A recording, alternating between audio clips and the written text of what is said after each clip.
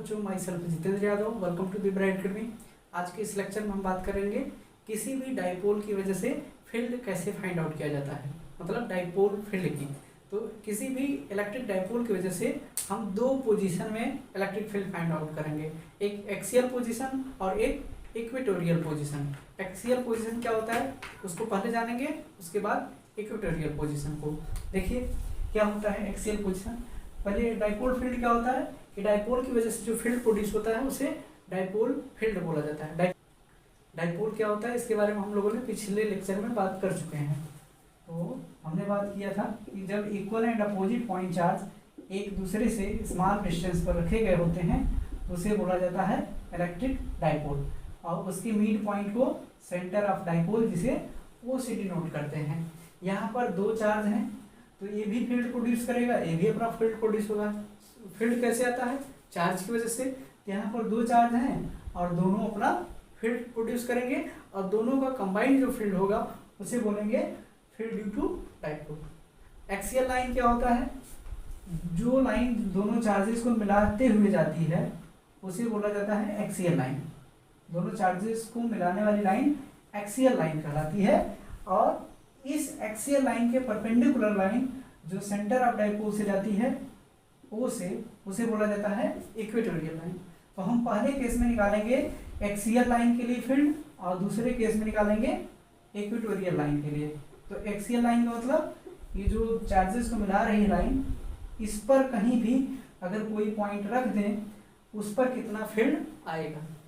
तो मान लेते हैं कि सेंटर ऑफ डाइपोल से r डिस्टेंस पर एक पॉइंट P है जिस पर हमें इस डाइपोल की वजह से फील्ड निकालना है।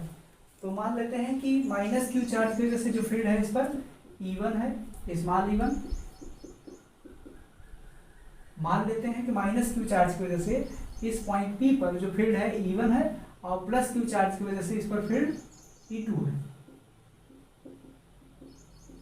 डायरेक्शन कैसे, E1 को हमने इस साइड कैसे दिया और E2 को कैसे उधर दिया। देखिए माइनस क्यू चार्ज की वजह से जो फील्ड होता है वो अंदर की तरफ रहता है और प्लस क्यू चार्ज की वजह से जो फील्ड होता है वो बाहर की तरफ होता है। इसीलिए हमने प्लस चार्ज की वजह से उसको बाहर की तरफ शो किया है और माइनस चार्ज के फील्ड को अंदर की तरफ शो किया है। और मैग्नीट्यूड किसका ज़्यादा होगा? E1 ज़्यादा होगा कि E2 ज़्यादा होगा? ये डिपेंड करता है डिस्टेंस पर। तो ये जो पॉइंट P है किसके पास है? Q के, प्लस Q के पास है। तो प्लस Q की वजह से फील्ड P पर ज़्यादा होगा और माइनस Q की वजह से फील्ड कम होगा। इसीलिए देख सकते हैं E1 का जो एरो बनाया है वो थोड़ा कंपैरेटिवली छोटा बनाया है और E2 का जो एरो बनाए हैं वो कंपैरेटिवली थोड़ा सा बड़ा बनाए हैं। तो एक्सियल लाइन के लिए और axial line E1 equal to हो जाएगा, पहले आपको फॉर्मूला पता होना चाहिए, field due to a point charge. E equal to क्या होता है? 1/4 pi epsilon naught Q by r square. हम यहाँ माइनस क्यू चार्ज की वजह से अगर लिखना चाहेंगे तो माइनस क्यू चार्ज से हमें क्या चाहिए? P तक की डिस्टेंस चाहिए। तो माइनस क्यू चार्ज से P तक की डिस्टेंस कितनी होगी? आपको पता है सेंटर ऑफ डाइपोल जो होता है वो डाइपोल को दो बराबर भागों में बांटता है और टोटल लेंथ डाइपोल की 2a है। तो ये वाली डिस्टेंस a हो जाएगी और ये वाली डिस्टेंस a। तो ये वाली डिस्टेंस कितनी बचेगी? a। मतलब माइनस क्यू चार्ज से पॉइंट P तक की जो डिस्टेंस होगी वो r प्लस a हो जाएगा। तो E1 equal to 1/4 pi epsilon naught, यहाँ पर हम मैग्नीट्यूड लिख रहे हैं माइनस क्यू चार्ज की वजह से पॉइंट P पर फील्ड का मैग्नीट्यूड। चार्ज कितना है? Q, ओनली मैग्नीट्यूड लेंगे, उनके बीच के डिस्टेंस का स्क्वायर, r प्लस a का स्क्वायर। फॉर्मूले से दे सकते हैं किसी पॉइंट चार्ज की वजह से किसी पॉइंट पर कैसे फील्ड निकाला जाता है, हम लोगों ने बात कर चुके हैं। उसके बाद इसी तरीके से मान लीजिए और एक किसके डायरेक्शन में होगा? Along PO, along PO। इसी तरीके से field due two plus Q charge मान लीजिए E2 है तो उसका मैग्नीट्यूड हो जाए वेक्टर E2 का mod equal to 1/4 pi epsilon naught charge और उनके बीच का गैप। हम Q से प्लस Q से P पर फील्ड निकालना चाहते हैं तो प्लस Q से P के बीच का डिस्टेंस कितना है? यहाँ से यहाँ तक पूरा सेंटर ऑफ डाइपोल से P तक की डिस्टेंस r माने हैं तो ए वाली डिस्टेंस कितने बचेगी, टोटल डिस्टेंस में से अगर ए वाली डिस्टेंस घटा दें तो हमें Q से लेकर के P तक की डिस्टेंस मिल जाएगी, मतलब R माइनस ए हो जाएगा। ये वाली ए है और ये पूरा R है, तो अगर R में से इसको सब्ट्रैक्ट कर देंगे तो R माइनस ए पता चल जाएगा। तो क्या हो जाएगा, R माइनस ए का होल स्क्वायर। इसका डायरेक्शन किधर होगा, अलोंग OP। मान लीजिए डायपोल क्या है, AB है, तो अलोंग OP, मतलब field due to minus Q charge और प्लस Q चार्ज दोनों अपोजिट डायरेक्शन में है। और जब दो वेक्टर अपोजिट डायरेक्शन में होते हैं तो उसका रिजल्टेंट क्या हो जाता है, A माइनस बी, क्योंकि उनके बीच का एंगल कितना है, 180 है। और आपको रिजल्टेंट का फॉर्मूला याद होना चाहिए, R इक्वल टू रूट में A square plus b square plus 2AB cos theta. जब cos थीटा की वैल्यू 180 रखेंगे, 180 की वैल्यू -1, यहाँ -1 रखेंगे तो ये फार्मूला बन जाएगा A square plus b square minus 2AB, that is A minus b का होल स्क्वायर। और यहाँ से स्क्वायर से रूट हट जाएगा, तो E1 और E2 दोनों अपोजिट वेक्टर हैं।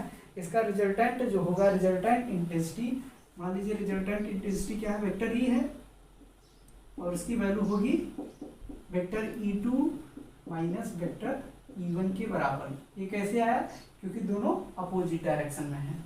अगर दोनों एक डायरेक्शन में होते तो यहाँ प्लस हो जाता, क्योंकि जब दो वेक्टर एक डायरेक्शन में होते हैं तो उस समय एंगल कितना होता है, 0 डिग्री, और यहाँ पर रखेंगे तो A प्लस भी आ जाएगा, लेकिन यहाँ पर अपोजिट है इसलिए डिफरेंस के बराबर होगा।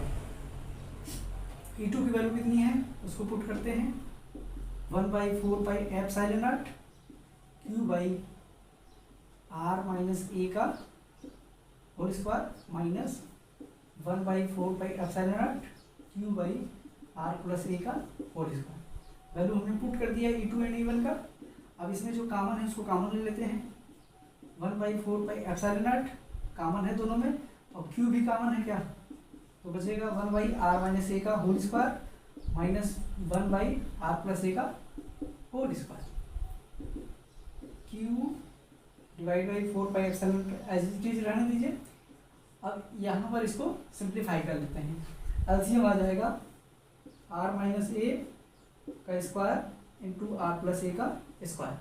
अब इसका मल्टीप्लाई यहाँ हो जाएगा, इसका मल्टीप्लाई यहाँ हो जाएगा, तो R प्लस ए का whole square minus R minus a का होल स्क्वायर। इसके आगे Q/4 pi epsilon naught as it is. इसको A square minus b square का फॉर्मूला लगा दीजिए, एक ब्रैकेट में A माइनस बी हो जाएगा।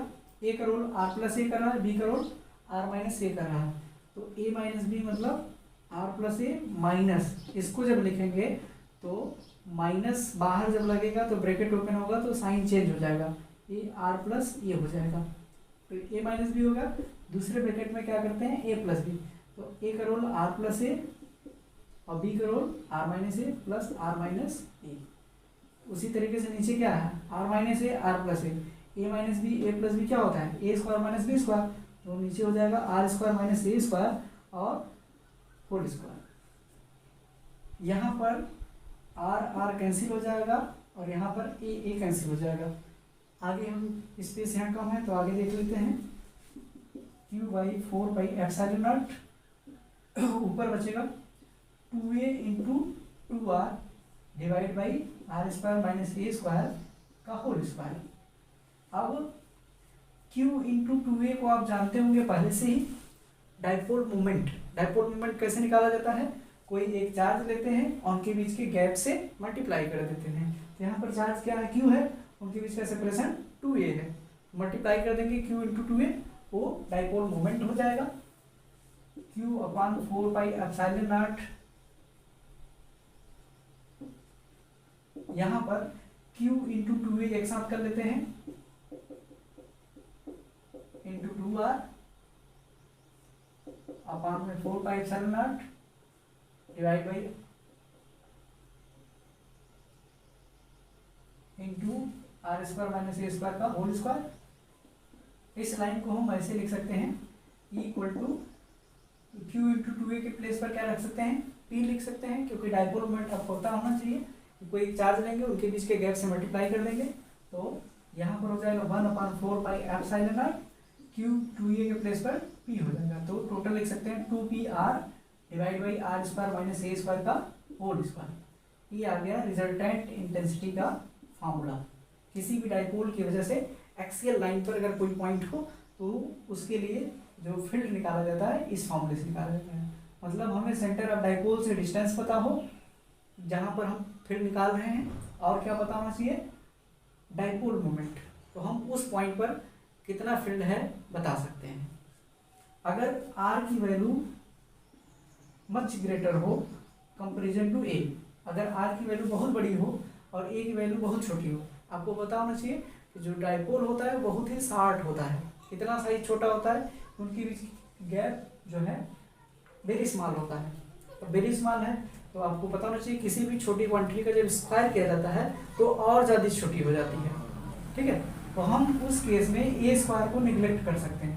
जब ए स्क्वायर को निगलेक्ट कर देंगे तो मिलेगा E = 1/4πε0 2PR divide by a square हट जाएगा तो आर स्क्वायर का whole square that is r के पावर 4।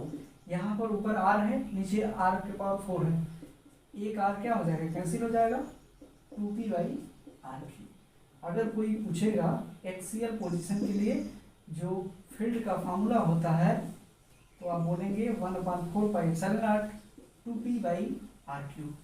ये हो गया एक्सियल लाइन के लिए डाइपोल फील्ड का फार्मूला। और रिजल्टेंट इंटेंसिटी का डायरेक्शन किधर होगा, आप देख सकते हैं E2 की वैल्यू ज़्यादा थी, E1 की वैल्यू कम थी, तो जब सब्ट्रैक्ट करेंगे तो जो नेट फील्ड आएगा वो अलोंग E2 ही होगा, दैट इज अलोंग OP, मतलब डाइपोल मोमेंट के डायरेक्शन के अलोंग होगा, क्योंकि डाइपोल मोमेंट का डायरेक्शन किधर होता है, -q से +q की ओर। तो यहाँ पर भी जो इलेक्ट्रिक फील्ड का डायरेक्शन होगा रिजल्टेंट इंटेंसिटी का वो -q से +q की ओर, that is in the direction of dipole moment होगा।